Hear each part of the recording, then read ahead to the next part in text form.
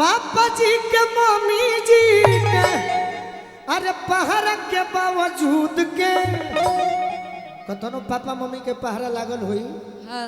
और जब गोलू राजा के देखी हनु हाँ। तो एगो हमार बात मानी हो एकदम मानेंगे आप बोलिए तो कि पापा जी के मम्मी जी के अरे पहरा के बावजूद के भोजपुरी में कहतनी। हाँ। अरे किए डार्लिंगा खमूद के अरे ये डार्लिंगा खमूद के हाँ। अरे कोना में आ जाई हमूद के हे डार्लिंगा खमूद के कोना में आ जाई हमूद के हे डार्लिंगा काहे की काहे तहरा लाल लाल ओठवा से मोध चुएला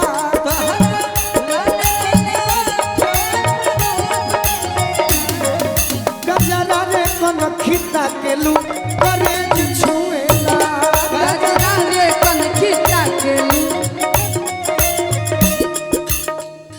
ललगुधिया मरुद बुझे नहीं सब है ललगुधिया। हाँ जी। भीतरवा में लाल रहेला। हाँ हाँ। एगो लड़का कहता ई लाइन तहरा पना हाँ। ओने मत देखो दटवइबे काके हुसे तोरा में सवाद भेटाई प्यार कइला पर हाँ दिल देला पर मंच भर हाँ। बाकी ओहू से निमन कही का जीवन में हाँ। तोरा पर कुर्बान कोई दी गोलू राजा खुद के ए सुगनिया खमूद के ए डार्लिंगा खमूद के तोरा में आ जाई हमूद के ए डार्लिंगा खमूद डार्लिंगा खमूद के घोड़ा में आ जाई हम खुद के कब नु कहबू तब एगो गाना रहे अल्ताफ राजा जी बोले रहनी हाँ। इश्क और प्यार का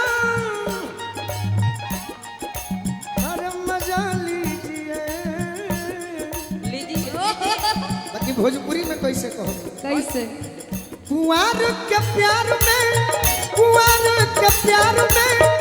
मजा आवेला अरे लूटत लहार हार में मजा आवेला लूटत लहार में मजा आवेला लूटत लहार में मजा आवेला लूटत लहार में मजा आवेला और चक्के में मिले में अबे ना आनंद हो सोनू संग दिल गोलू कहेले पसंद हो सोनू संग दिल बोलू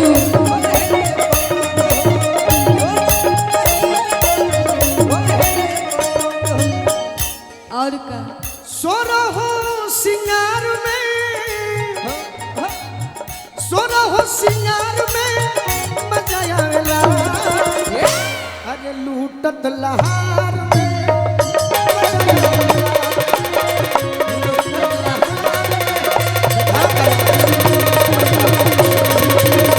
मजा आवेला लूटत लहार में मजा आवेला